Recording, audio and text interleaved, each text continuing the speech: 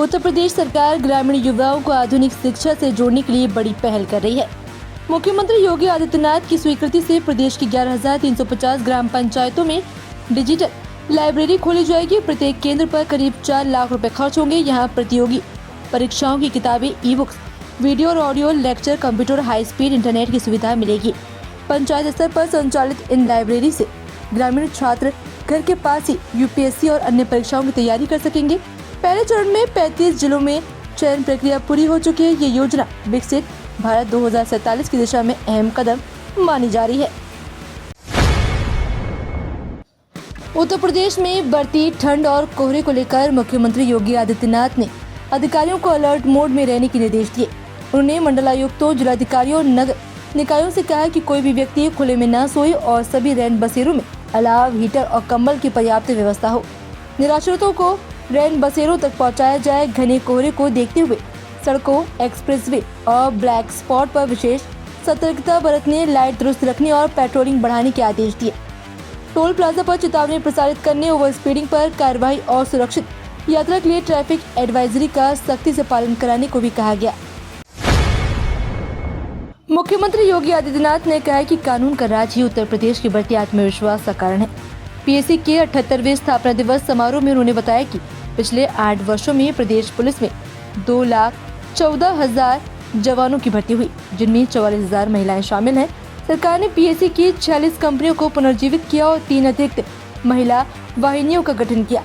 PSC में 41,893 आरक्षितों की भर्ती, 1,648 प्लाटून कमांडरों की प्रक्रिया शुरू और अत्याधुनिक शस्त्र और उन्नत प्रशिक्षण उपलब्ध कराया गया। और मुख्यमंत्री ने उत्कृष्ट प्रदर्शन करने वाली वाहिनियों, खिलाड़ियों और मेधावी छात्रों को सम्मानित किया। लखनऊ में निर्वाचन आयोग के विशेष सघन पुनरीक्षण के बाद मतदाता सूची से करीब 30% वोटर कम होने की संभावना है। निर्वाचन आयोग के आंकड़ों के अनुसार मृत, डुप्लीकेट और विस्थापित मतदाताओं के नाम हटाए जा रहे हैं। शहर के कैंट, उत्तर और पूर्व विधानसभा क्षेत्रों में सबसे ज्यादा बाहरी और डुप्लीकेट वोटर मिले, जबकि ग्रामीण क्षेत्रों मलिहाबाद, मोहनलाल लालगंज में 80% से अधिक मतदाता सूची में बने रहेंगे। लखनऊ में कुल 39.67 लाख मतदाता थे। करीब 5.5 लाख विस्थापित और 1.5 लाख डुप्लीकेट वोटर पाए गए। इस पर कांग्रेस ने आपत्ति जताई। शहर कांग्रेस अध्यक्ष अमित श्रीवास्तव ने आधार कार्ड के आधार पर नाम जोड़ने की मांग की है। उत्तर प्रदेश को जनवरी में सेमीकंडक्टर क्षेत्र में बड़ा तोहफा मिलने जा रहा है। एशियन और ताइवान की फॉक्सकॉन के संयुक्त उपक्रम बामा सुंदरी इन्वेस्टमेंट की पहली सेमीकंडक्टर परियोजना पर 3,706 करोड़ रुपए निवेश होगा। यह परियोजना यमुना एक्सप्रेसवे औद्योगिक विकास प्राधिकरण क्षेत्र में 48 एकड़ भूमि पर स्थापित होगी। मृदा परीक्षण और जियोटेक सर्वे पूरा हो चुका है। जनवरी में भूमि पूजन की तैयारी है। परियोजना से लगभग 3,780 रोजगार सृजित होंगे। इसमें डिस्प्ले ड्राइवर और पावर मैनेजमेंट चिप्स का निर्माण होगा। सरकार ने निवेश को बढ़ावा देने के लिए भूमि लागत पर 75% और स्टाम्प शुल्क में 100% छूट दी है। उत्तर प्रदेश में हाउस टैक्स वसूली की व्यवस्था पूरी तरह बदलने जा रही है। नगर निगम प्रॉपर्टी टैक्स मैनेजमेंट सिस्टम लागू करेंगे, जिसके तहत हर घर, दुकान और ऑफिस के बाहर चिप लगी नंबर प्लेट लगाई जाएगी। प्रत्येक संपत्ति को 16 अंकों की यूनिक आईडी मिलेगी, जिससे टैक्स चोरी पर लगाम लगेगी। इस चिप में संपत्ति का पूरा टैक्स रिकॉर्ड दर्ज होगा। मौजूदा एनआईसी सॉफ्टवेयर का डेटा नए पोर्टल पर शिफ्ट होगा और संपत्तियां गूगल मैप्स पर भी दिखेंगी। नगर आयुक्त गौरव कुमार के अनुसार इससे पारदर्शिता बढ़ेगी और रियल टाइम निगरानी संभव करेगी।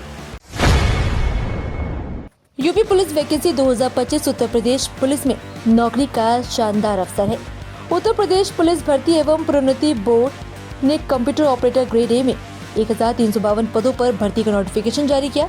ऑनलाइन आवेदन प्रक्रिया 16 दिसंबर 2025 से शुरू हो चुकी है और 15 जनवरी 2026 तक चलेगी। इच्छुक उम्मीदवारों को पहले 1 टाइम रजिस्ट्रेशन करना अनिवार्य होगा। भर्ती से जुड़ी पात्रता, आयु सीमा, शुल्क, सिलेबस और चयन प्रक्रिया की पूरी जानकारी बोर्ड की आधिकारिक वेबसाइट uppb.gov.in पर उपलब्ध है। उम्मीदवारों को सलाह है कि आवेदन से पहले पूरा नोटिफिकेशन ध्यान से पढ़ें। यूपी लेखपाल वैकेंसी 2025 यूपी के युवाओं के लिए बड़ी खुशखबरी है। उत्तर प्रदेश अधीनस्थ सेवा चयन आयोग ने लेखपाल के 7,994 पदों पर भर्ती का नोटिफिकेशन जारी किया है।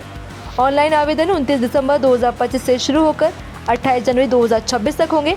इस भर्ती में वही अभ्यर्थी पात्र होंगे जिन्होंने पैट 2025 परीक्षा दी थी। चयन मुख्य लिखित परीक्षा के आधार पर होगा, जिसमें 100 प्रश्न, 2 घंटे का समय और नेगेटिव मार्किंग रहेगी। आवेदन और विस्तृत जानकारी upssc.gov.in पर उपलब्ध है। मक्का की खेती से किसानों की बढ़ेगी आमदनी। उत्तर प्रदेश में मक्का किसानों की आय बढ़ाने का मजबूत जरिया बन रहा है। कृषि मंत्री सूर्य प्रताप शाही ने बताया कि प्रदेश में 11 लाख हेक्टेयर क्षेत्र में मक्का की खेती हो रही है, जिसे और बढ़ाया जाएगा। योगी आदित्यनाथ सरकार किसानों को प्रशिक्षण देगी। मक्का का MSP 2400 रुपए प्रति क्विंटल है, जो गेहूं के करीब है। कम पानी, कम मेहनत और एथेनॉल और पशु आहार लोगों की मांग से मक्का किसानों के साथ लाभकारी फसल बन रही है। मनरेगा का नाम बदलने पर सियासी घमासान। केंद्र सरकार द्वारा मनरेगा का नाम बदलकर विकसित भारत रोजगार और आजीविका मिशन गारंटी किए जाने पर राजनीति तेज हो गई है। कांग्रेस ने देश भर में विरोध प्रदर्शन किया। दिल्ली में all India organisation workers congress के बैनर तले उदित राज ने बिल की प्रति जलाकर विरोध जताया। कर्नाटक में सिद्धारमैया और DK शिव कुमार भी प्रदर्शन में शामिल हुए। कांग्रेस ने इसे गांधी की विरासत और रोजगार के अधिकार पर हमला बताया। उत्तर प्रदेश की योगी सरकार ने पेट्रोल डीजल पंप खोलने की प्रक्रिया आसान कर दी है। अब पंप खोलने के लिए उत्तर प्रदेश प्रदूषण नियंत्रण बोर्ड और वन विभाग से NOC नहीं लेनी होगी। खाद्य एवं रसद विभाग के आदेश के अनुसार अब केवल राजस्व, बिजली, लोक निर्माण विभाग और संबंधित विकास प्राधिकरण के NOC जरूरी होगी। अन्य विभागों के लिए स्वयं घोषणा पत्र पर्याप्त होगा। सरकार का मानना है कि इससे ईज ऑफ डूइंग बिजनेस मजबूत होगा, निवेश बढ़ेगा और रोजगार के नए अवसर सृजित होंगे। समाजवादी पार्टी प्रमुख अखिलेश यादव ने जय श्री राम, जय श्री कृष्ण के सवाल पर जय भीम या जय समाजवाद का नारा देकर नई सियासी लाइन खींच दी है। इसे बीजेपी के हिंदुत्व के जवाब में दलित पिछड़ा समीकरण साधने की रणनीति माना जा रहा है। वहीं बिहार के CM नीतीश कुमार के बुर्का विवाद पर अखिलेश ने उम्र का असर बताते हुए टिप्पणी की। उधर उत्तर प्रदेश के मुख्यमंत्री योगी आदित्यनाथ ने अयोध्या पहुंचकर राम जन्मभूमि आंदोलन के नेता रामविलास वेदांती को श्रद्धांजलि दी। उत्तर प्रदेश भाजपा अध्यक्ष पंकज चौधरी ने दिल्ली में केंद्रीय गृह मंत्री अमित शाह से मुलाकात की। करीब 30 मिनट चली बातचीत में पंचायत और विधानसभा चुनाव की रणनीति, संगठन को मजबूत करने और पिछड़ी जातियों पर फोकस को लेकर चर्चा हुई। ये प्रदेश अध्यक्ष बनने के बाद उनकी पहली औपचारिक मुलाकात थी। पंकज चौधरी ने गृह मंत्री को बुके भी भेंट किया। सूत्रों के अनुसार जल्द संगठन में संतुलन के साथ बदलाव हो सकते हैं। इससे पहले वे प्रधानमंत्री नरेंद्र मोदी, भाजपा अध्यक्ष JP नड्डा और मुख्यमंत्री योगी आदित्यनाथ से मिलने वाले हैं। प्रधानमंत्री नरेंद्र मोदी को इथियोपिया का सर्वोच्च नागरिक सम्मान मिलने पर उत्तर प्रदेश के मुख्यमंत्री योगी आदित्यनाथ ने सराहना की। CM योगी ने X पर लिखा कि PM मोदी के दूरदर्शी नेतृत्व में भारत की आवाज, मूल्य और सभ्य ताकत, लोकाचार को वैश्विक सम्मान मिल रहा है। उन्होंने कहा कि द ग्रेट ऑनर निशान ऑफ इथियोपिया भारत इथियोपिया संबंधों को मजबूत करने में PM मोदी की राजनेता दृष्टि को दर्शाता है। CM योगी ने इसे 1.4 अरब भारतीयों के लिए गर्व का क्षण बताते हुए कहा कि मोदी का नेतृत्व वसुदेव कुटुंबकम की भावना में निहित है। ये सम्मान इथियोपिया के प्रधानमंत्री अबी अहमद अली ने अदीस अबाबा में प्रदान किया। मौसम विभाग, भारत मौसम विज्ञान विभाग ने 18 दिसंबर के लिए टेंशन बढ़ाने वाला अलर्ट जारी किया। तमिलनाडु, पुडुचेरी और केरल के कुछ हिस्सों में बारिश का अनुमान है। उत्तर प्रदेश में प्रयागराज, कानपुर, लखनऊ, अयोध्या, आगरा, बरेली और मुजफ्फरनगर समेत कई जिलों में घना कोहरा छाने की चेतावनी दी गई है, जिससे दृश्यता 50 मीटर तक गिर सकती है।